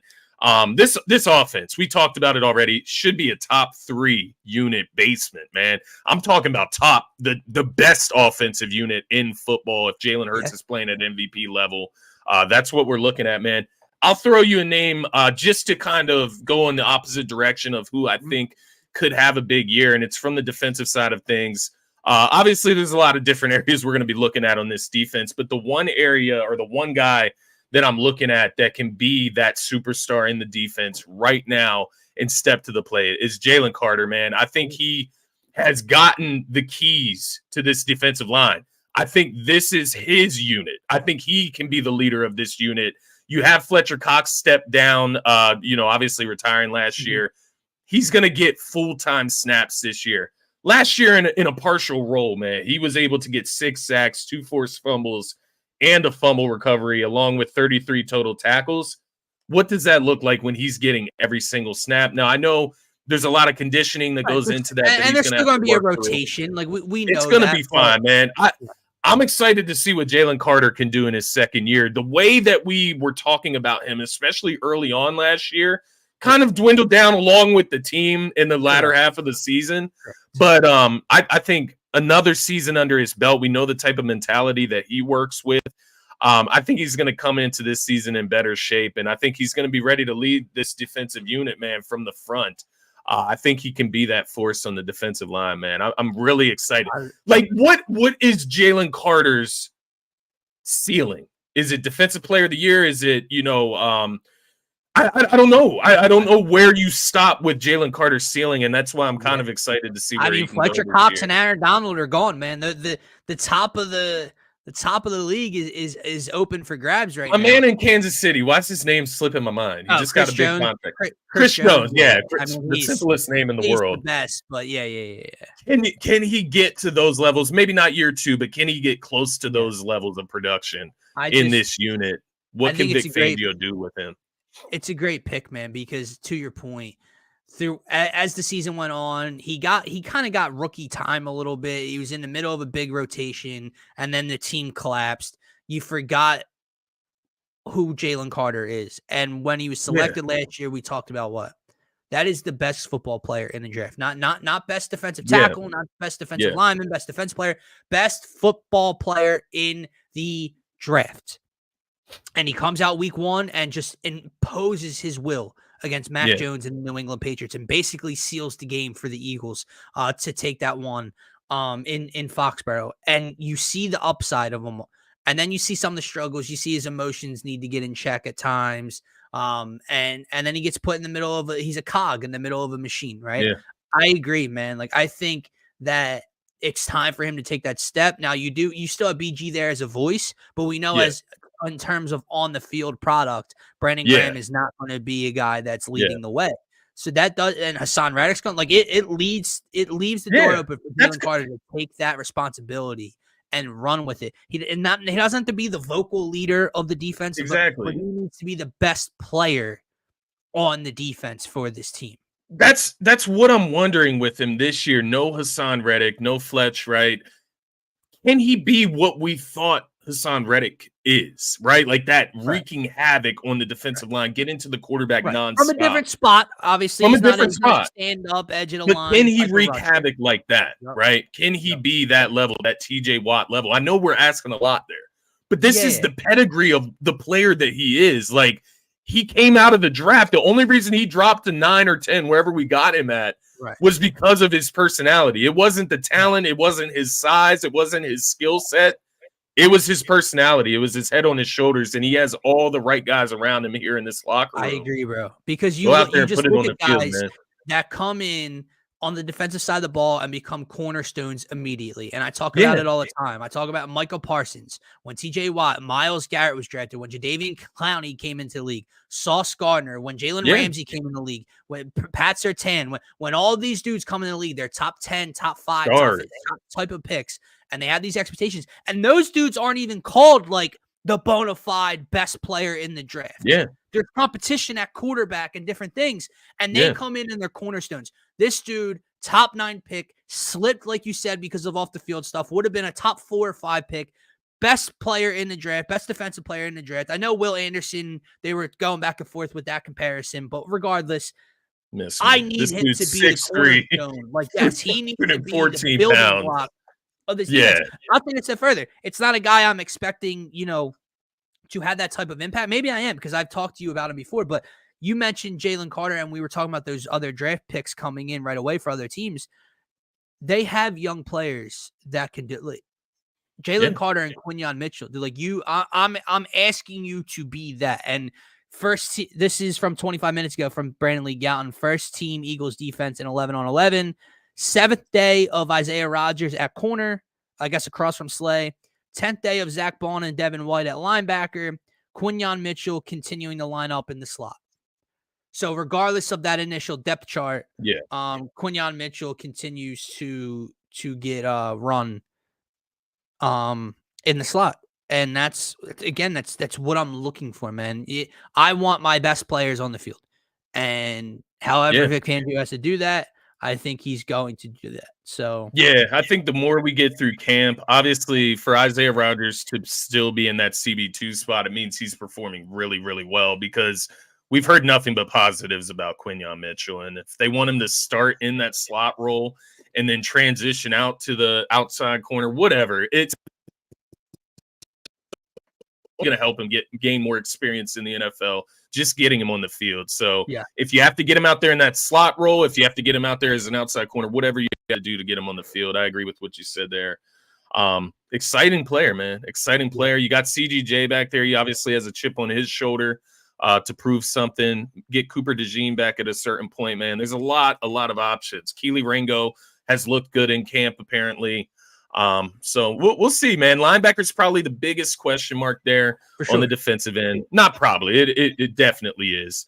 But you just have to hope that guys can just be average with all the talent around them, right? And then you look at Devin White. Hopefully he can just be a legit LB1 that we just haven't had. But it's exciting, man. We're getting close to football season. We're getting close to the bird season. We get preseason on Friday. It's exciting times, and maybe we'll hear more as we get closer to Friday, be able to talk about that game a little bit more and what we should expect. But I agree, Darius. I think Rodgers at this point, it does feel like it. My bad. I think I pulled the I got we hit at the same time. I got you. But it does feel like Rodgers is going to get the nod, and deservingly, right? We've heard the praise about him. Even last season, when he missed the entire season, there was guys that were really hyping up his performance from the previous season. So I'm not going to sit here and get mad about that. I did just see, totally off topic, Dylan. The Jazz just locked up Lauri Markkanen with a 5-year max extension. Interesting. Nonetheless, they've been trying to trade him, but then they extend him. But it's basically a 1-year. Then we'll trade you. You know, that's kind of what that is. But interesting nonetheless. Let me ask you a question, man. Before we kind of wrap up. Well, 2 things. We keep talking about the players, and I don't think we're understating it by any stretch. You and I have talked about it at length throughout the summer. But just having 2 professional coordinators is going to be humongous. Like for this team, with all this talent, you need 2 pros in those rooms. And I think without a doubt, they absolutely have both of those hires this year. Secondly, because this just brought my attention, you have your kick return blockers listed up here from Brandon Lee Gouton. I've been shouting him out a lot today. The new kickoff rule, bro. I don't know if you watched the Hall of Fame game or you saw clips from how it operates. Who's going to return kicks for this team? Because now, like it's going to be a major part of your team now. Like that is no longer a kickoff. That is a play now. That is a chance for a return, a chance to set up your offense. I'm looking at who on this depth. Is it still Covey? I would imagine at that point, but you throw two guys back there and wherever He's the on the ball's kicked. team. So yeah, like is it Covey and who? Yeah, we already have a please God, not Covey. I mean, I'd be interested. Like, Will Shipley? Yeah, that's Will exactly who I Shipley was about to say. What would he look like? A running back there. John Ross has pure speed. That's a good point. Yeah. What about on the defensive end? Like, who's some like corners or secondary guys that can maybe Like look all right? late guys. Maybe Sidney Brown. He looked pretty fast on that one interception return Oh, well, last year. actually, I'm sorry. I'm dumb. I should have just looked at the depth chart. Punt return is Britton Covey, backed up Isaiah Rodgers. Kick return is Isaiah Rodgers, Paris Campbell, and then they have Kenneth Gainwell listed as well. Missed me with the game. Yeah, I'm good. But that Isaiah Rodgers is interesting, but I do agree. Like John Ross could be interesting in a spot like that. Yeah. I do think Shipley could be interesting in a spot like that with his size and his speed. It is about trust as well. You got to trust those guys to hold on to the ball. So have to keep that in mind. But that's going to be another thing, man. When we do get to because we will get to that later in August, our official 52-man roster or 53-man roster projections for the Eagles. You now have to take a stronger account into special teams because of what this rule change has kind of implemented. That is going to be pretty wild to watch. Now, unfortunately, it was a Hall of Fame game with backups, and I saw a lot of dudes just slip on the turf and just F up the whole return in general. But it is basically a big run play at this point. That's what it is. Yeah, so maybe you do throw a running back there, man. Will Shipley. I mean, Gainwell's not the worst idea. I'll give him that, but it's interesting. It'll be interesting to see what they do with that. You better make sure your blockers are out there. So, here's something you could look at for guys that are probably going to make teams specifically for special teams. So the Eagles' first team kick return blockers: Tyler Hall, Patrick Johnson, Ben Van Smuren, Keely Ringo, Josh Jobe, Jalix Hunt, Grant Calcaterra, Zach Baun, and Tristan McCollum. So you have guys in a Tristan McCollum, Tyler Hall, Ben Van Smuren. Like you have guys that probably wouldn't be making this team if this wasn't a big deal. Right. Backup guys. It's interesting. This is a funny point from Darius here as well, man. Imagine if you have a long drive on defense. Some of those guys, playing on defense, like Isaiah Rodgers, like he mentioned, if he's starting on defense as CB2, is he going to go back there and return a kick? And then you talk about some of those linebackers and DBs that are mixed in there. Do they get any roles within the defense as well? But that's an interesting change, man. It makes it a lot more exciting, intriguing from that standpoint, because all we were really getting from the last couple of seasons are touchbacks. Yeah, that's reality. Oh no, it is going to. You're going to see very few touchbacks probably, and the rules are still a little confusing to me. There's a landing zone, so if you kick the ball to the back through the end zone, it gives the team the ball at the 30. So teams that are kicking off don't want to kick it through the end zone because then the team's automatically getting good field position at the 30. If you kick it in the landing zone and they don't field it and it rolls into the end zone, then the team gets it at the 20. Or it can be returned. So basically, you're just going to see a lot of returns or teams starting at the 30 because no team's going to let it bounce in the landing zone and not try to return it and put yourself at a disadvantage. So you're going to basically see a return. I'm going to guess 90% of the time, dude. Which will be we want to see these guys have an opportunity to make plays. Really interesting, man. I did not realize we were an hour and 33 minutes into this show. Easy money, flying by, coasting. The last tweet here. Oh, you got one more thing too. Okay, go ahead. One more thing. Just a tweet I was going to throw your way because I know you brought him up as one of your top guys a couple weeks ago when we did a list from ESP. Slay is having an awesome training camp. Just had a really nice pass breakup in the end zone. Would have been a touchdown. Played it perfectly. Love to hear I mean, that. that's CB1. We need that. Darius We need Slay. that. Darius Slay is such an interesting guy because he's part of like the former regime. He's not the young new toy anymore. Yeah. So people are kind of over him a little bit. And It's like still good and enough. with how bad the defense was at the end of last year, it's but then you just like you go back, dude, like to the last 2 years. I watched the game with you the night before your wedding. What he's done to Justin Jefferson the last 2 years and what he can do in big situations and He's matchups. Like, underrated at yeah, this like point. I think he's Underrated. like, do I think Darius Slay's still like a top 8 corner, top 7 corner? Probably Probably not. not. But Yeah. I mean, Top 10 to 15. to just throw him to the wolves is Like to give crazy. yourself confidence in your CB1. Like Darius Slay is a top 15 corner easily. I would take it. Yeah, Like if I think that's like a good as point. great as our situation looks with these new guys in the secondary, Right. Quinyon Mitchell and Cooper DeJeans, it would look a lot more sketchy if you don't have Slay at that Correct. CB1. Right. Correct. So Quinyon Mitchell besides Slay starting looks great. Yes. Quinyon Mitchell at CB1. Right. I still would be like excited for it. Right, it just would be a little nerve wracking. Right. For the future and let him build into that, hopefully. Yeah.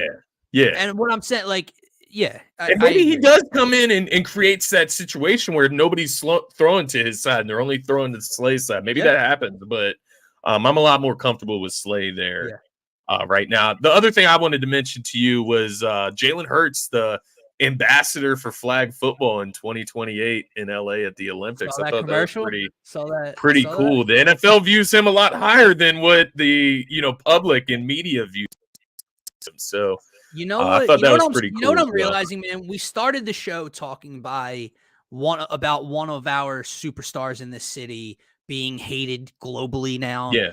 You just mentioned it. Jalen Hurts is one of the most critiqued and criticized quarterbacks in the National Football League, does not get nearly the respect that we believe he deserves from other people, media, everything like that. You have a guy in Bryce Harper who people, before the season had Matt Olson ranked higher than him as first baseman, as far as first basemen go. I'm starting to realize, like, as good as we have it right now in Philly sports, we deal with a lot of losing and a lot of heartbreak. But what I mean by that is 3 of our 4 teams are competing, realistically competing. We had 3 championships in this city 2 years ago in the span of less than 2 years ago in the span of 3 months. It's been a pretty good time for a city that's doing a lot of winning, a lot more winning than other markets and other organizations are doing. We have some of the most disrespected cornerstones across all professional sports. It's kind of crazy to look at. Yeah. No, it is crazy to look at. All we're missing is that Flyers corner. Nice. He's here now. He's and hopefully he is here, right? Like he just has to live up to it now. But yeah, we're in a great spot from as far as Philly sports, man. You talk about the Sixers, they're in the best spot that they've been in what 10, 20 years, like honestly, in my opinion. So great spot for them. The Eagles obviously contending for a championship. The Phillies are what they are in the MLB right now, leading the NL. Half game back from the MLB lead, right? We'll see how it goes tonight. But great time to be a Philly sports fan, man. And just all the complaining just shows how spoiled we may be in the moment. Yeah. And by the way, we're going on an hour and 40. We can save this for our first episode of Turf Talk. But you brought up how and here the league hates Jalen, right? The NFL top 100 list is officially all the way out. And number 4 quarterback. Oh my God. Listen, as a fan of a team that got crushed and had his soul crushed by him in a Super Bowl, let's stop. Oh yeah, let's stop him off. He's number that travesty. He's number 4 out of 100. You have the Raiders dressing up Kermit the Frog and making fun of his voice. Let's stop poking the If you're the Raiders, if you're a Raiders fan, do you even approve of that? Listen, if those players, I don't even know who the dudes were because whatever, I didn't see numbers or anything or names.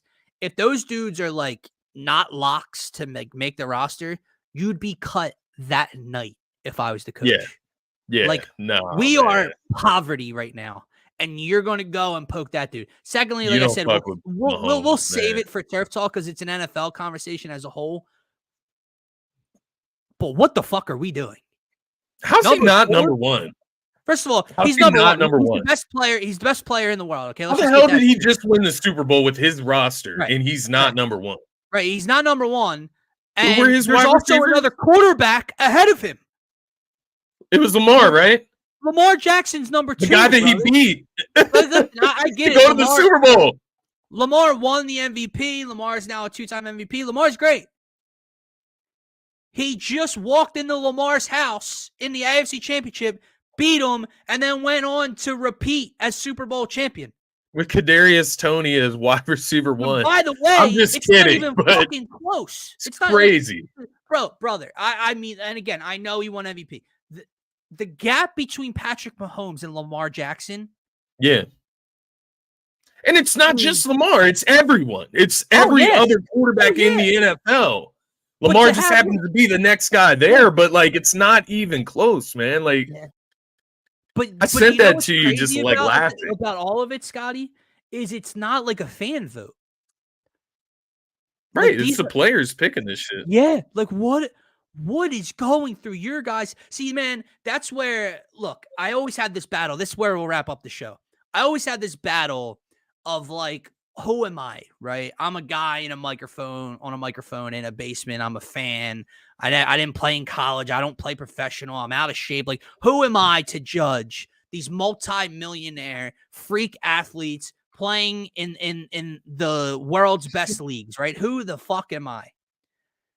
And you see former athletes all the time go on networks, go on ESPN, go on Fox, do all these different things. Some of them are very good, and some of them you hear talk. And now we're in this podcast era, just like you and I are doing. And all these current athletes and former athletes and all have podcasts. And I used to think, like I said, who am I to judge? And then I listened to some of their opinions and some of their thought processes as players in their respective leagues, as some stars in their respective leagues. Yeah. And I go, oh my God, you are something else. Like you're an idiot. Yeah, a lot of them. Bro, Scotty, man. Dude, I watched I want to say Gilbert Arenas and another former player. Yeah, he's the worst. Or Kevin Garnett and another former player build their top 5 players. And their point guards were Kyrie Irving and I forget who. It wasn't Steph. It wasn't Magic. It wasn't Kyrie Irving and someone else. Their 2 guards were Allen Iverson and Tracy McGrady. What the fuck are you doing, dude? Michael Jordan and Kobe Bryant out there somewhere, Honestly. And then I'm like, oh, well, maybe they're building a different list. Like maybe it's has something to do. Like it's not their overall top 5. It's whatever. But then they go on and pick LeBron and KD, Tim Duncan and someone. And I go, and then, and their centers. I can't remember who their centers were specifically, but their centers were so fucking out of this world. It wasn't even funny. And these are dudes, former the Jeff stars Teagues, of their leagues. The Gilbert Arenas, the Paul Pierces, the Kevin Garnett. I mean, all of those guys are just horrible, man. I mean, bro, who's the one former player that goes on Gil's podcast? McCants or something? Rashad McCants. Yeah. Have you ever listened to him? Yeah, he's a moron. Honestly, he's an idiot.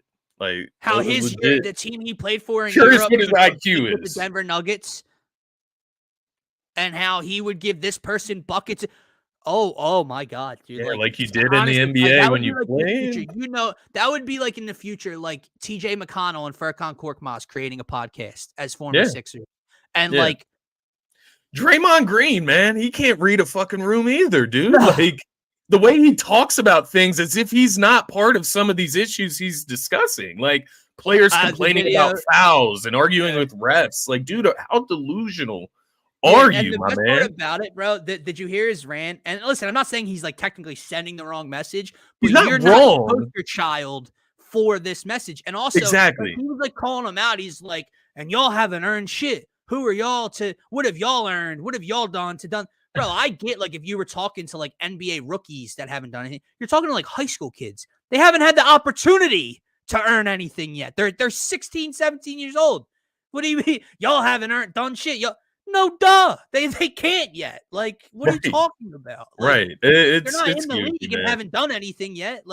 The one pod I actually enjoy from a current player is Paul George's, and that was even before he came over to the Sixers. Obviously, it's a lot better now. Yeah. He and Pat Bev's podcast, I think they have pretty good, solid podcasts. Pat Pat Bev Bev, obviously bro. can get a little out of I'm control. not gonna lie to you, too. bro. Pat Bev and Roan irk the fuck out of me. Really? And, like, just like I find it somewhat cringe. Here's my thing.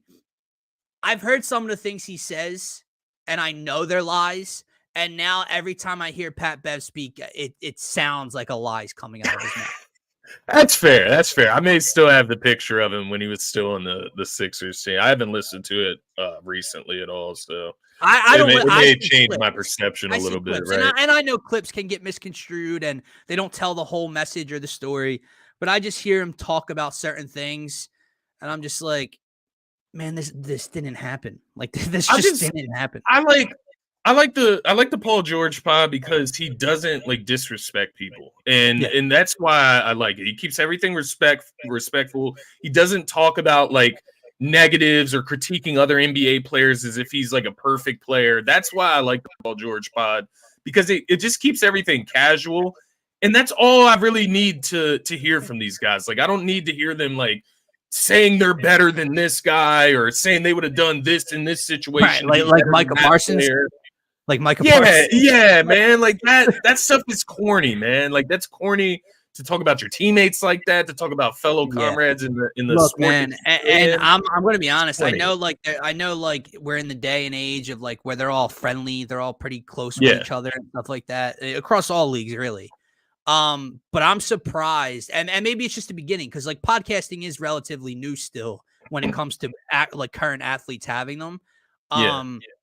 I'll be surprised if this doesn't stir up like issues and rivalries and stuff like that across players and shit. Like, bro, you're Micah Parsons. You are a current star on the defensive side of the ball in the league. You go on your podcast and run your mouth or say something about a team or something you watched, and you see that team in week 16. You know what I mean? Like, I'm surprised, like, more issues don't arrive from it, from, like, just from man-to-man type of shit, like.